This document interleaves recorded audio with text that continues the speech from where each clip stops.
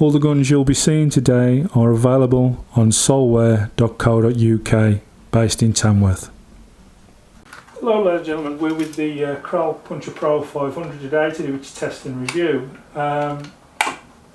This will be my final ever video on R&C on tour. We'll be switching over to Midlands airgun reviews, which I will leave the link to the description at the end of this video. So a bit of an emotional one, last one on R&C on tour, but we do have our new channel and it should attract more friends and more people likewise to us anyway. Okay then, without further ado, shall we get this tested? It'll be the last one, hopefully we enjoy it. Right then, if you're new to the channel, let me explain to you how this works. 23 metres away down there on our range, we have 2 target cards. One has got 5 small targets on. If you hit those 5 targets inside the red, you'll get 10 points for each. Then on our second card is a straight normal target card, but if you get 5 pellets inside the 10, you'll get another 50 points.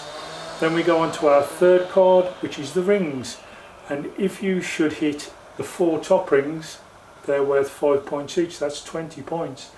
And then we have a bonus shot for 15, which is just over the size of a pellet. If you should hit that, you'll get 15 points, the maximum score being 135, and that's the total that you really want to hit.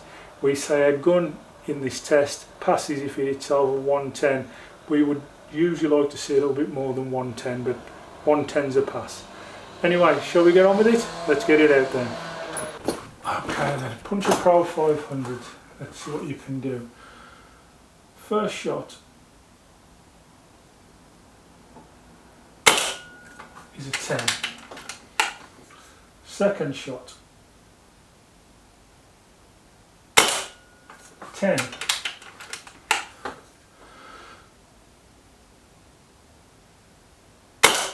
Third shot just in at the 10.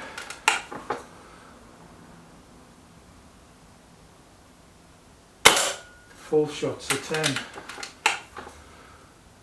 Shot 5. 10. We move over to card 2, full house on the first card.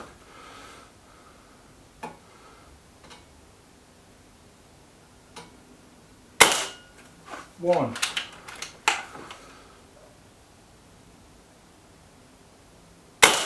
2.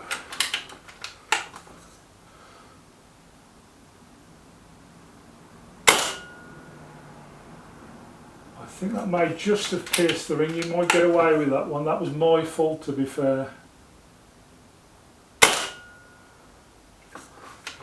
And again, may just get away with it.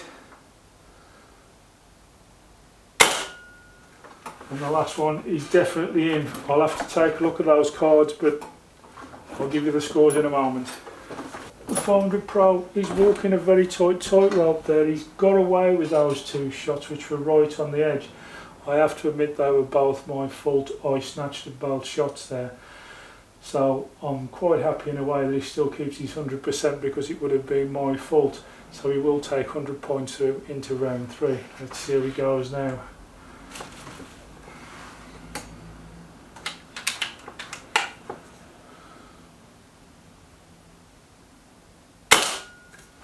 Shot 1's good.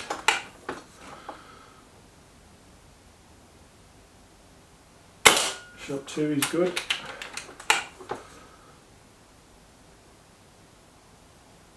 Shot 3 is good. Shot 4. Good. So, just the bonus shot now, just as we run out of pellets. So, new magazine in. Okay.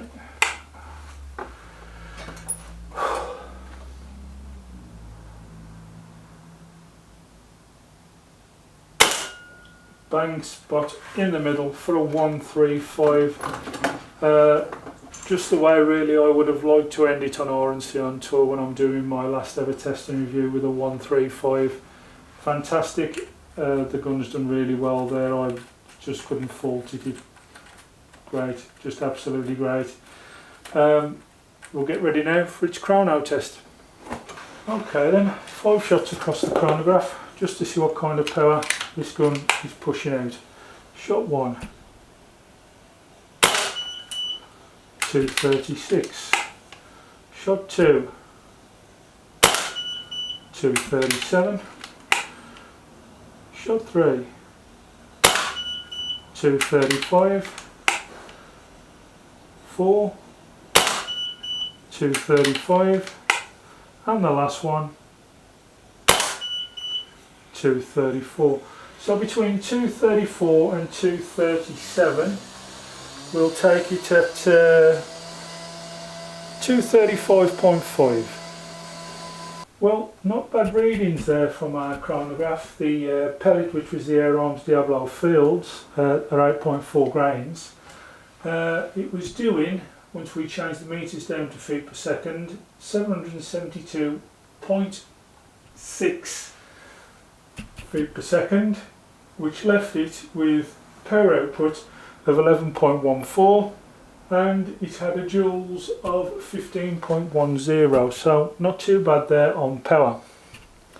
Okay then, well, you're back down with me now at the table with the Kral Pro 500, who's done really well. It's got accuracy, it's got a power there. I mean, anything over 11 foot-pounds is fine. 11.14 is great really, it does what it wants. Aesthetics of the gun. That Turkish walnut, absolutely lovely. It's not ambidextrous, however, it's only made for a right-handed shooter, as you can see by the shape of the back butt there. It's just made for a cheek piece for a right-hander. If Kral do a left-hander, I'm unsure, maybe they do. I've mated this up with the Nico Sterling Mountmaster 4x16x50, which seems to suit it well. I've got a little Get Shorty silencer on there to keep the noise down so we don't upset the neighbours. Trigger, really light, straight out the box, lovely. We've also got obviously our power adjuster, which is always on the max, which being a sub 12 foot-pound gun, I always say this, I don't know why you would ever move it, but it's there if you should ever want to. Safety catch is on the rear end of the gun here, as you can see. Back for safe, forward for fire. Cocking lever, very smooth, lovely to use. The gun itself all round really is a nice gun, it really is.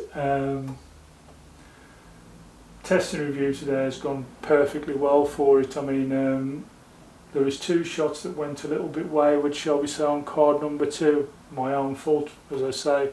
I'm never one to lie about things. It was my fault, I'll say, and that was my fault. But besides that, the gun has done tremendously well.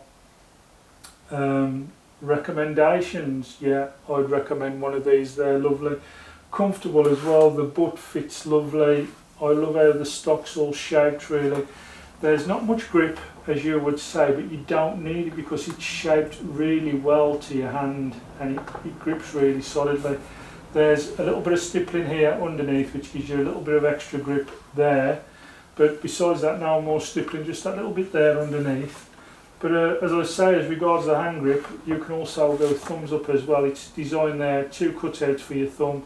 You can either go there or there, 2 little indentations, as you can see there at the back. So it's lovely shape for anybody or any which way you're a shooter really. So all in all, this gun has done amazingly well today. It's done better than I would have expected, especially being as, I do say this, I'm not a 177 shooter. I've never had much luck with 177. They've always been a little bit all over the place for me, and I've never had one that I can actually agree with. In this last league now that we're doing, that I'm finishing off today, this is the last one I'll be reviewing, as you know, for R&C on tour. Then we'll be swapping over to Midlands Airgun Reviews, which is straight again, it's not on the Rumble channel, it's actually still on YouTube. You just need to find Midlands Airgun Reviews, and I'll put a link in the description, as I said. But this is the last gun I'll be reviewing on R&C on tour before we switch to our new YouTube channel. But there's 2 Airguns 177 in this next battle league coming up in the 6 guns, and both of them have performed really well. Now, I will admit, at the point of this being recorded, I'm a little bit shaky on whether the Empire XS will stay with us. As you know, it had a few little problems when we first had it, as regards leaks and a few other little bits and pieces where it was obviously releasing more air and lower air at some points because the pellet was rising and going up and down. Still it's a 135 by the way, so even though that was going on, it seemed to have righted itself in the end. It could have been just because the gun was stored for quite some time and it was freeing up. But anyway, besides that, it's back in the shop just being fully checked out before we start our next Battle League.